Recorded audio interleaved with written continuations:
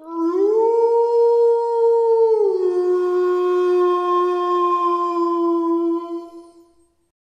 Friends, ఇంకొక కొత్త horror స్టోరీతో మీ ముందుకు వచ్చేసాను.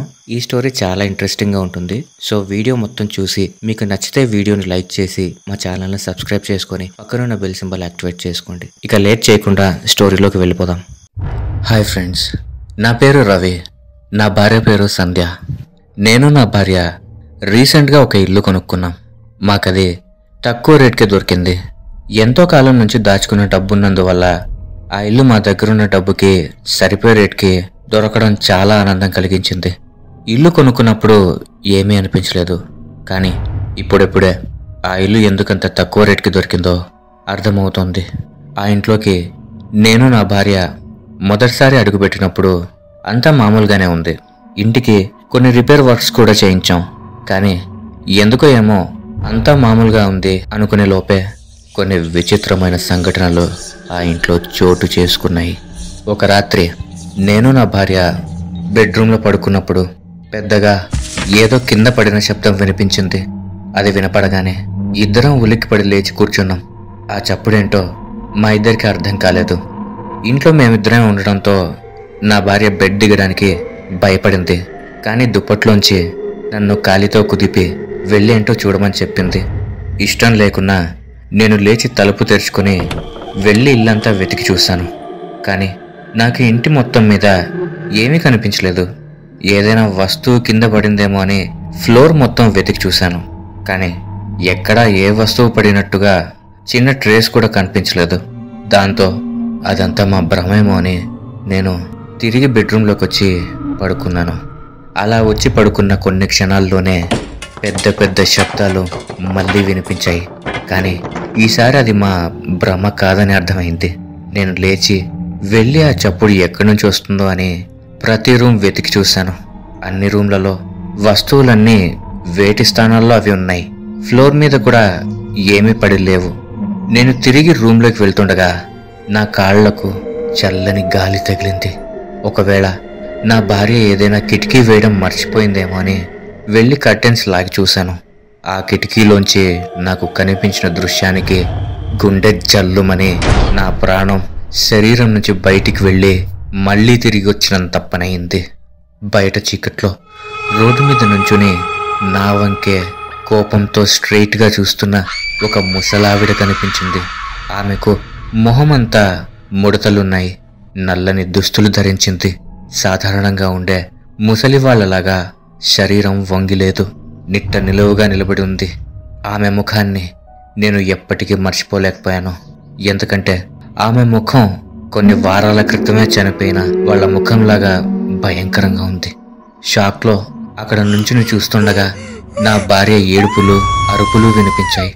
పరిగెత్తుకుంటూ బెడ్రూమ్లోకి వెళ్ళేసరికి నా భార్య గట్టి గట్టిగా ఏడుస్తూ గోల పెడుతూ ఉంది.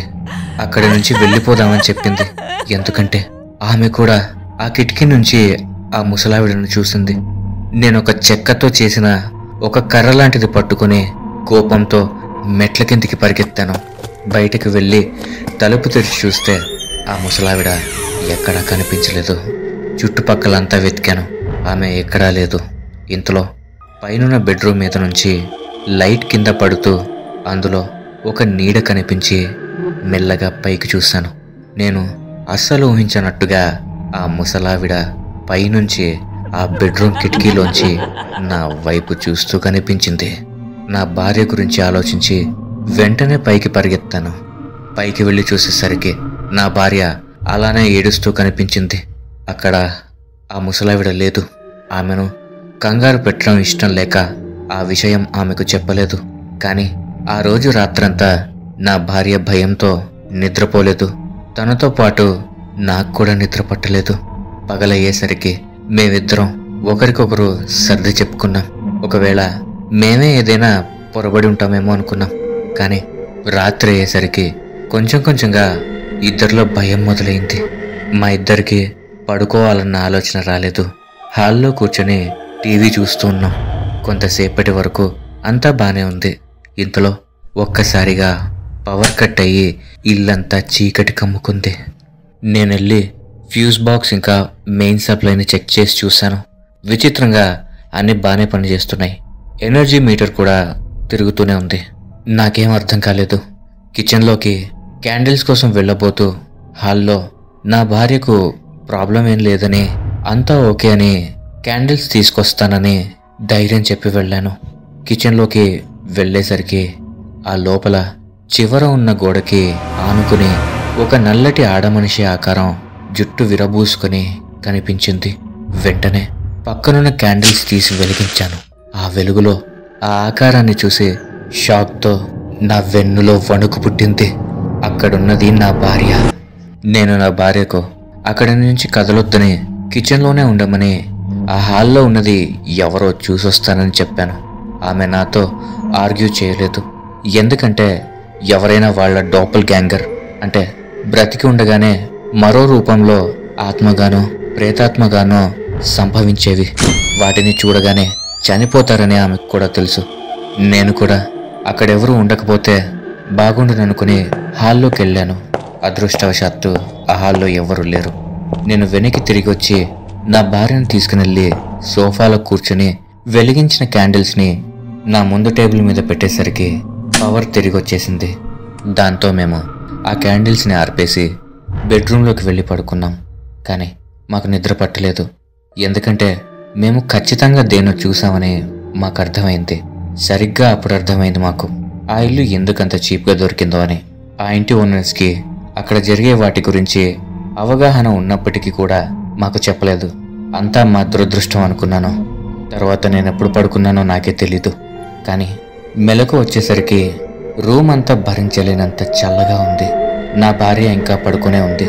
ఆమె తన వీపుని నా వైపుకి పెట్టి పడుకుంది. నేను ఆమెకు మరో బ్లాంకెట్ కప్పి చలిగా ఉండడంతో సిగరెట్ తాగడానికి కిందికెళ్ళాను. నేను కింద కిచెన్లోకి వెళ్ళేసరికి అక్కడ నా భార్య నించుని సిగరెట్ వెలిగిస్తూ కనిపించింది. ఆమె నాతో, నేను సోఫాలో కూర్చొని ఉన్నప్పుడు నన్నెందుకు వదిలేసి బెడ్రూమ్లోకి వెళ్ళిపోయారు అని అడిగింది. ఏమంటున్నావు నువ్వు? నాకు అర్థం కావట్లేదు. ఇందాకే కదా నీకు దుప్పటి కప్పొచ్చాను అని అన్నాను. ఆమె షాక్తో నోరు వెళ్ళబెట్టింది. ఆ ఎక్స్ప్రెషన్ చూసి నాకు విషయం అంతా అర్థమైంది. మేమిద్దరం భయపడుతున్నట్టు ఆ పైన ఉన్నది ఎవరో చూద్దామని వెళ్ళాం. మెల్లగా బెడ్రూమ్లోకి తొంగి చూస్తే అక్కడ ఆ భయంకరమైన ముసలావిడ పడుకుని కనిపించింది. కానీ నాకు నా భార్య వీపు ఎలా ఉంటుందో తెలుసుకోలేని స్టేజ్లో అయితే లేను. నేను ముందు చూసింది ఖచ్చితంగా నా భార్యనే అని నాకు తెలుసు. కానీ ఆమెను చూడగానే నా భార్య వెంటనే గట్టిగా అరిచింది. దాంతో నేను కంగారు పడి ఆమె చెయ్యి పట్టుకుని వెంటనే మెట్ల మీద నుంచి పరిగెత్తుకుంటూ దిగాను. హాల్లోకి వచ్చి పోలీసులకు ఫోన్ చేసి జరిగిందంతా చెప్పాను.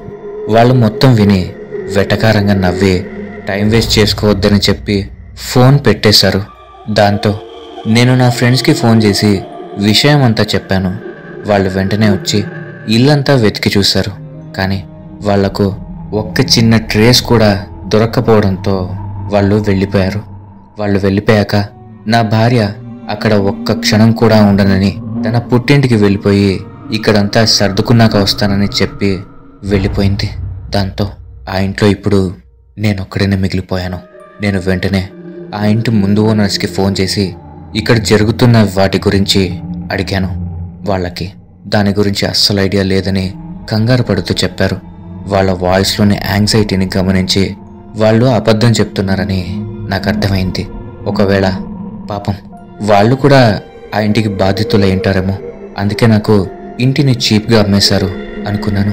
ఆ ఇంటికి ఏదో భయానకమైన చరిత్ర ఉందని నాకు అర్థమైంది. ఆ రాత్రంతా నేను లైట్స్ వేసుకుని అలానే హాల్లో గడిపాను. మరుసటి రోజు ఒక భూత వైద్యుడిని పిలిపించాను. అతను గుమ్మంలో కడుగు పెట్టకముందే అక్కడ ఏదో నెగిటివ్ ఎనర్జీ ఉందని కనిపెట్టాడు. వెంటనే అక్కడి నుంచి వెళ్ళిపోమని చెప్పాడు. నేను అతన్ని ఉచిత సలహాలు ఇవ్వకుండా పూజ చేయమని చెప్పాను. అతను తులసి పసుపు కలిపిన నీళ్ళని ఇంటి చుట్టూ చల్లి కొన్ని మంత్రాలు చదివి ఫీజు తీసుకొని వెళ్ళిపోయాడు. అతను చేసిన పూజ పని చేస్తుందో లేదో నేను టెస్ట్ చేయాలి అనుకోలేదు.